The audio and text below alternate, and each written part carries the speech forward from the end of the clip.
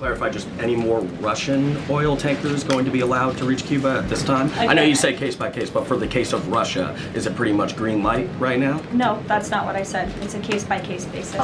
Cuba, the president threatened to tariff any country that would send oil to Cuba, but now the U.S. is letting this Russian tanker to Cuba. Is this a policy change, or is he willing to let more tankers into Cuba now? This is not a policy change. There has not been a formal change in sanction policy.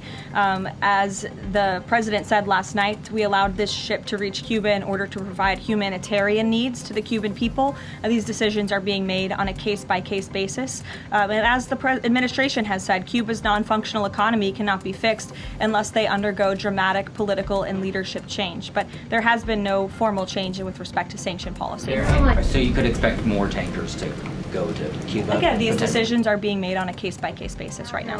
Just to follow up, because Americans are sort of seeing these conflicting messages between the United States and Iran. I know the president insists that negotiations are underway. As you just mentioned, he's also said that Iran has agreed to most of the 15 points. We just heard from Iran again. They're saying no negotiations are taking place. They're calling the proposal excessive, unrealistic. So how do you square that? How do you explain that discrepancy between the two? I think the American people are smart enough not to take the word of a terrorist regime that has chanted death to America for 47 years at their word.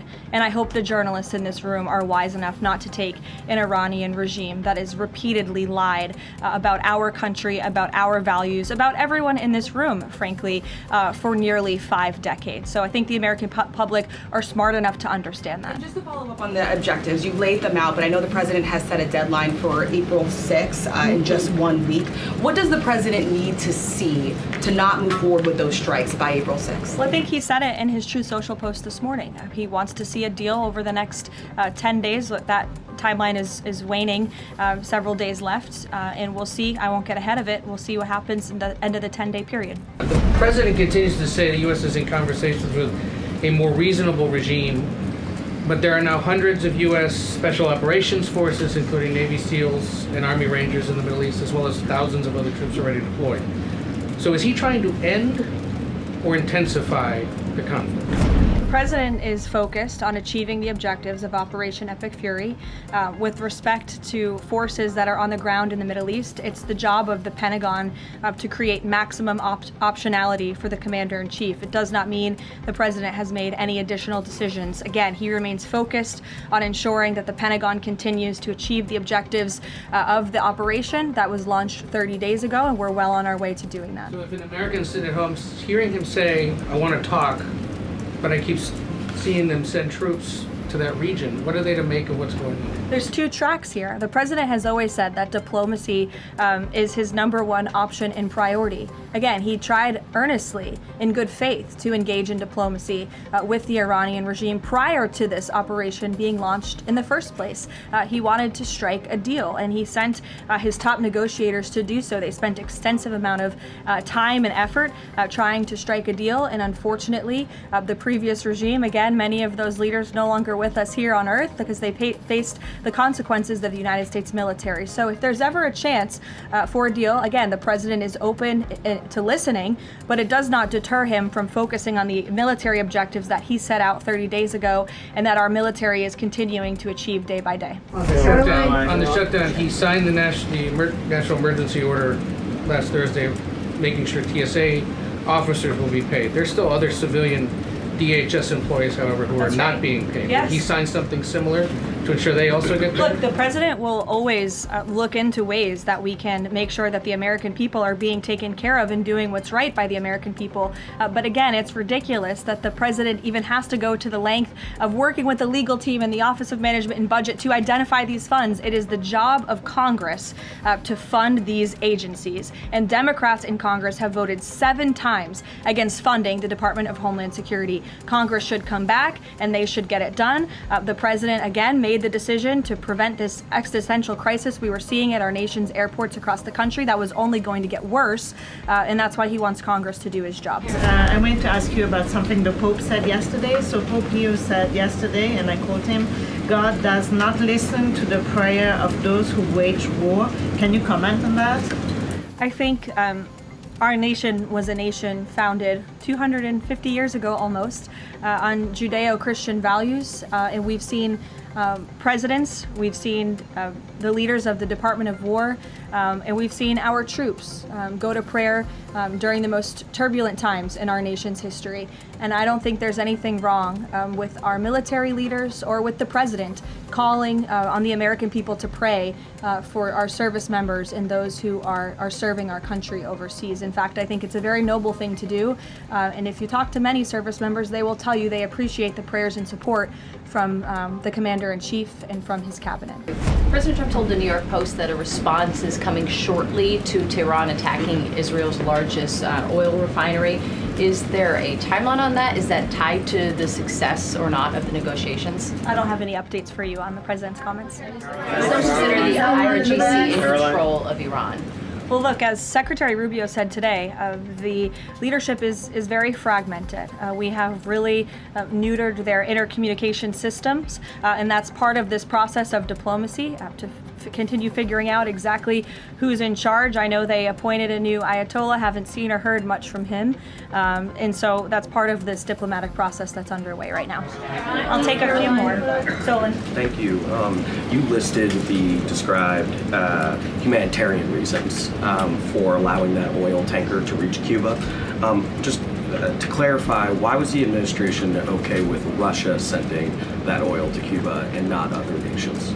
Look, again, this was a decision that will continue to be made on a case-by-case basis for humanitarian reasons or otherwise, but there's been no firm change in our sanctions policy. President Sheinbaum of Mexico also said that Mexico is exploring different ways to restart some of those shipments to Cuba. Is the administration okay with that at this time? Again, there's been no change in our sanction policy. We still reserve the right to seize vessels if it's legally applicable that are headed towards Cuba and that violate the United States sanction policy. But of course, the president and the administration also reserve the right to waive those seizures on a case-by-case basis. And to clarify, just any more Russian oil tankers going to be allowed to reach Cuba at this time? I know you say case-by-case, but for the case of Russia, is it pretty much green light right now? No, that's not what I said. It's a case-by-case basis. On other topics, the president has always attended CPAC. He did not this year. Why did he not attend, and does he believe CPAC is becoming less relevant? No, I don't think he believes that at all. In fact, he loves CPAC and has a very good relationship with the great people who run it, Mercedes and Matt Schlapp. It was just simply for scheduling purposes this year, with it being in Texas. It was best for the president's schedule and what he has on his plate right now not to go. If and when Michael. a deal is finalized with Iran, how does the U.S. provide protection to who it's negotiating with to ensure that they can carry out the president's peace plan? Again, that's something I'm sure our national security team is discussing. I don't have anything for you on that today. The ballroom. Can you tell us more about this massive military complex underneath the president's new ballroom? I cannot tell you more about that, actually, as a matter of fact. However, the military is making some upgrades to their facilities here at the White House, and I'm not privy to provide any more details on that. Yahoo said Sunday that Cardinal Pizzaballa will be able to hold services for Palm Sunday in the Church of Holy Sepulchre after he was initially blocked by Israeli police. Did anyone from the administration or the president call over to Israeli officials to assist the Cardinal in this? Yes, I did speak with Secretary Rubio this morning, and we did express our concerns with Israel with respect to these holy sites being shut down. We want worshipers to be able to access these holy sites. Of course, safety is a top priority, but we understand Israel is working on those security measures to reopen the sites throughout Holy Week, and that's something that we're appreciative of. Antifa. In Texas, 9 people have been convicted by a federal jury on domestic terrorist charges connected to Antifa. The White House has previously indicated that you guys are investigating Antifa, who's funding them, who's leading them. Can you provide an update on how that investigation is going, and do you think we're going to see more charges against people connected to Antifa? Well, I do know that there was an entire task force that was set up, an interagency task force to focus on the threat of Antifa, which, as you know, Reagan, this president declared a domestic terrorist organization, rightfully, and we will continue to look into it. I don't have any updates on those specific investigations, but I'd be happy to have my team get those over to you today, as this continues to be of the utmost importance to the president and his domestic policy agenda. One question on landmines. There's been some reporting that American-made landmines have been spotted on the ground in Iran. Did President Trump sign off on using U.S.-made landmines in Iran? I don't have any comment on that report today. Caroline, whether they're being used at all? I don't have any comment on that. Karen.